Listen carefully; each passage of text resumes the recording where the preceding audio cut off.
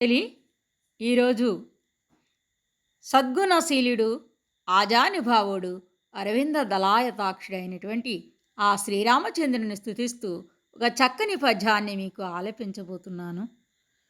చిక్కని పాలపై మిసిమి చెందిన మేగడ పంచదారతో మెకిని భంగిన్ నీ విమల మేచక రూప సుధారసంబు నా మక్కువ పల్లెరంబున సమాహిత దాసుమునేటి దోయిటన్ దక్కెనటంచు జుర్రెద దాసరథి కరుణాపయోనిధి.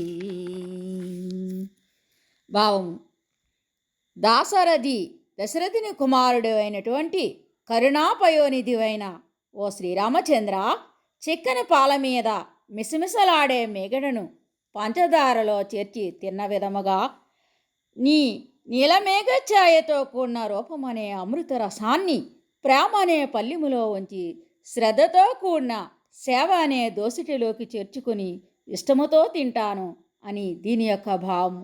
ధన్యవాదములు.